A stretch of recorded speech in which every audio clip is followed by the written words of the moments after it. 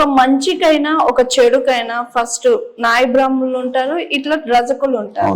So మీ ఇద్దరి మధ్యలో ఒక చిన్న డిస్కషన్ కానీ గొడవ లాంటిది కానీ ఏమైనా జరిగే సందర్భాలు ఉన్నాయి సార్? ఎందుకంటే ఇప్పుడు ఏదైనా మంచి జరగాలన్నా అక్కడ ప్రముఖంగా ఇద్దరు ఉండాల్సిందే, కానీ వీళ్ళు మిమ్మల్ని కించపరిచేటట్టు మాట్లాడడం కానీ, లేదా రజకుల్ని మీరు కించపరిచేటట్టు కానీ రజకులు మిమ్మల్ని కించపరిచేటట్టు మాట్లాడే సిచ్యువేషన్స్ అలా ఏమైనా ఉన్నాయా సార్? అసలు అట్టేం లేదమ్మా.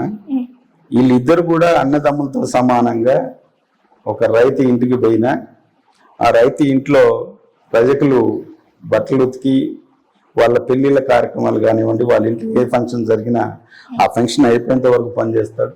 అదేవిధంగా నాయ బ్రాహ్మణుడు వాళ్ళ ఇంట్లో పుట్టుక వచ్చినా బొడ్డు పోయటానికి నాయ బ్రాహ్మణుడు ఉండాలా, అదేవిధంగా వాళ్ళ పెళ్లి చేయడానికి నాయ బ్రాహ్మణుడు ఉండాలా, వాళ్ళ కర్మ కార్యక్రమాలు చేయడానికి నాయ బ్రాహ్మణుడు ఉండాలా. పుట్టుక కాంచి సాగు దాకా మా అందరి అనుసంధానంతోనే ఈ కార్యక్రమాలు చేస్తే ఒక సేవ దృక్పథం కలిగినటువంటి రజకులు కానీ నాయ బ్రాహ్మణులు కానీ వాళ్ళ వృత్తులు కాబట్టి ఆ వృత్తుల్ని మనకింత సేవ చేస్తున్నట్టు వాళ్ళని కాపాడుకోవాల్సిన బాధ్యత ప్రజలది. ఆ ప్రజలకి ఏ విధంగా మేలు జరుగుతుంది అనేది కూడా ప్రతి ఒక్కరికి తెలుసు కాబట్టి వాళ్ళు కూడా వాళ్ళకి సహకారం చేయాల్సిన అవసరం ఉంది. ఇంతకుముందు మాదిరి గవర్నమెంట్ ఉండకుండా ఇప్పుడు వాళ్ళకు భవిష్యత్తు కల్పించడానికి నాయ బ్రాహ్మణులు కానీ రజకులు కానీ ఏ అయితే రాజకీయ భవిష్యత్తుని ఇవ్వాలన్నా, వాళ్ళ పిల్లల భవిష్యత్తు కాపాడాలన్నా, వాళ్ళ వృత్తుల్ని కాపాడాలన్నా, ఏది చేయాలన్నా ప్రభుత్వాలు చేయాలి. కాబట్టి ప్రభుత్వాలు గుర్తించే విధంగా వాళ్ళు గుర్తించట్లేదు కాబట్టి పోరాటాలు చేస్తూ ఉన్నారు. ఆ పోరాటాలను గుర్తించి వాళ్ళ ముందు తీసుకెళ్లాలనుకుంటాం. ఇప్పుడు ఇక్కడ కానీ అక్కడ కానీ వాళ్ళ భవిష్యత్తుని నిర్ణయాలని ముందుకు తీసుకోవాలంటే ఆలోచన ఈ గవర్నమెంట్ కల్పించే విధంగా పోరాటాలు ఉంటాయి, తీసుకుంటాం. మంచి జరిగింది కొంత, ఇంకా మేలు జరగాల్సిన ఆలోచన కూడా ముందుకుంది. ఆ మేలు జరిగేంత వరకు కూడా పోరాటం. న్యాయ బ్రాహ్మణులకు న్యాయం చేసింది రాజశేఖర్ రెడ్డి గారా, జగన్మోహన్ రెడ్డి గారా? అంటే ఈ స్వతంత్రం వచ్చిన తర్వాత ఇక్కడ అయినటువంటి ముఖ్యమంత్రుల్లో దాదాపు అప్పటి నుంచి ఇప్పటికి దగ్గర దగ్గర 60-70 మంది ముఖ్యమంత్రులు ఉంటారు. కానీ నాయ బ్రాహ్మణులకు మేలు జరిగింది అంటే ఆ రోజు రాజశేఖర రెడ్డి గారు, ఈ రోజు జగన్మోహన్ రెడ్డి గారు. ఈ ఉమ్మడి ఆంధ్రప్రదేశ్ ఉన్నప్పటి నుంచి ఇప్పటికి ఇడిపోయిన దాకా కూడా మేలు జరిగింది అని చెప్పుకోవాలంటే మటుకు ఆ రోజు రాజశేఖర రెడ్డి, ఈ రోజు జగన్మోహన్ రెడ్డి ఇద్దరు మేలు చేశారు నాయ బ్రాహ్మణులు. ఇంకా ఏ ముఖ్యమంత్రి వీళ్ళకి మేలు చేసినటువంటి దాఖలా లేదు. ఓకే సార్, ఇప్పుడు మీరు ఇట్లా రాజశేఖర్ రెడ్డి గారి వ్యక్తిత్వం ఎలాంటిదో చూసారు, ఇట్లా వైఎస్ జగన్మోహన్ రెడ్డి గారి వ్యక్తిత్వం చూసారు. సో వాళ్ళిద్దరి మధ్యలో వ్యత్యాసం ఏంది? వాళ్ళతో మీకున్న అనుబంధం ఏంటి? నేను స్వతహాగా కమ్యూనిస్ట్ అన్నాను. నా గురువు గారు గట్టు రామచంద్రరావు గారని, ఆయనతోనే నాకు రాజకీయ భవిష్యత్తు. గతంలో మా కుటుంబానికి రాజకీయం గురించి కానీ, రాజకీయ నేపథ్యం కానీ, రాజకీయ కుటుంబం కానీ అయితే కాదు.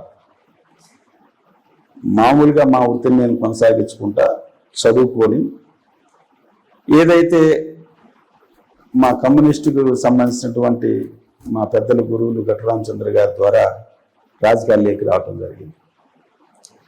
ఆ తదనంతరం అక్కడ జరిగేటువంటి కమ్యూనిస్టు భావాలు మేము ఏదో మేలు జరుగుతుంది బడుగు బలిగిన వర్గాలు అనేటువంటి ఉద్దేశంతో పూర్తికాలం కార్యకర్తలుగా, అంటే భవిష్యత్తులో భార్య పిల్లల్ని వదిలేసి వాళ్ళు ఇచ్చేటువంటి 300-500 జీతం తీసుకొని బతికిన సందర్భాలు, అంతో ఇంతో బడుగు బలిగిన వర్గాలకు మేలు జరగాలనేటువంటి ఆలోచన చేయాలనేటువంటి దృక్పథం కలిగినటువంటి వ్యక్తులు అందరూ కూడా.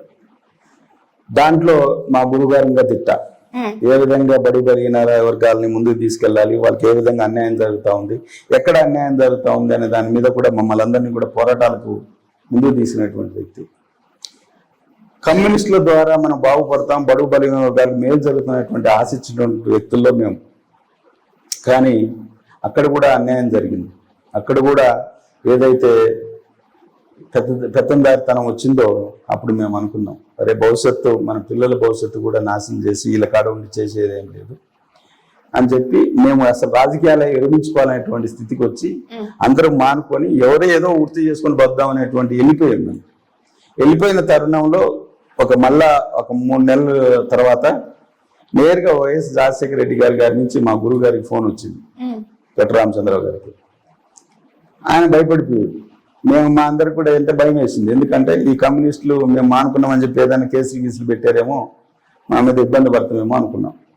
కానీ ఆయన పిలిచి మా గురువు గారిని మీరందరూ కలిసి రండి అని చెప్పడం జరిగింది.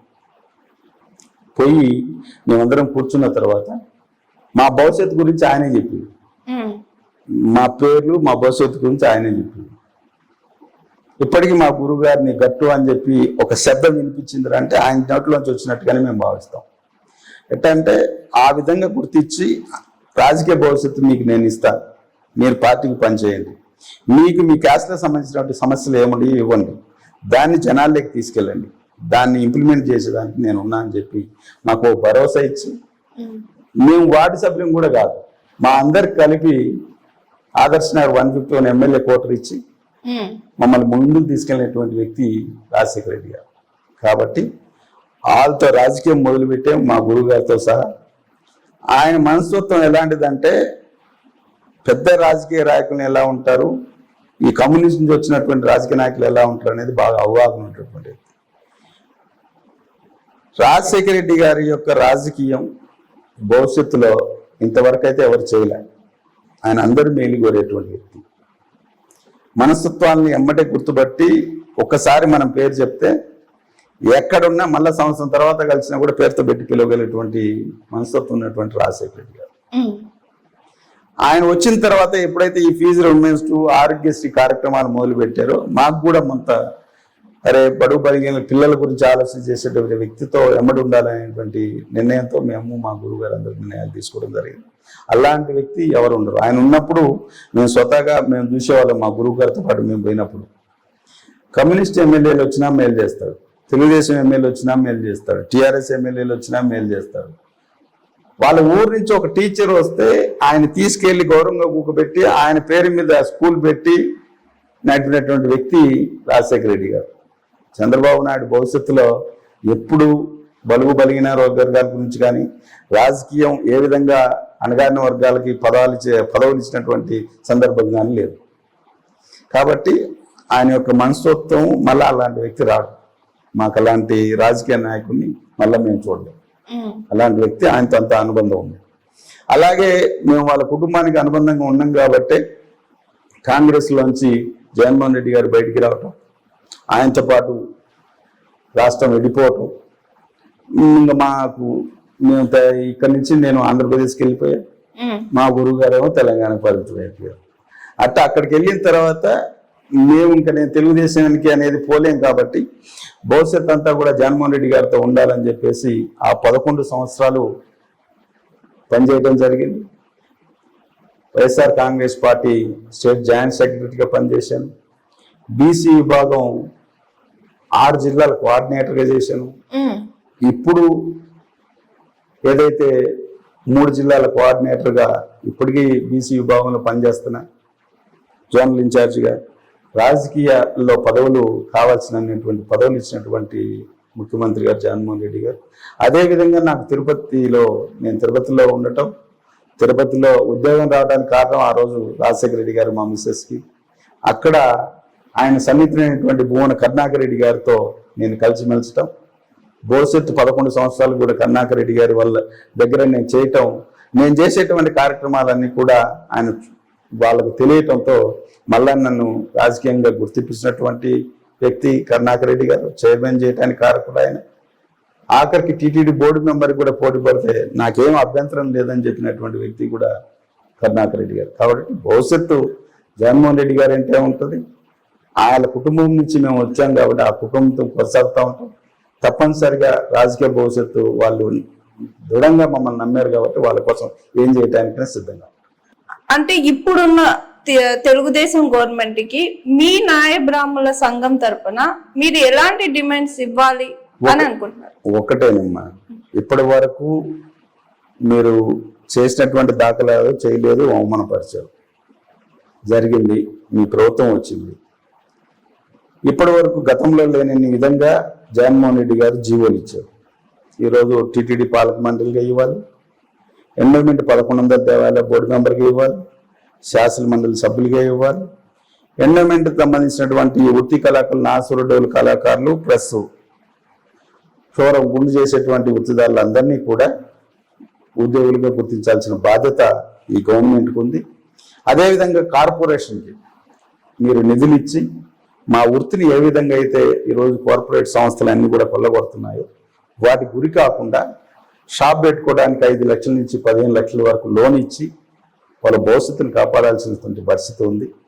దీన్ని గుర్తెరిగి చంద్రబాబు నాయుడు గారు దీన్ని ముందుకు తీసుకెళ్తే బాగుంటుంది.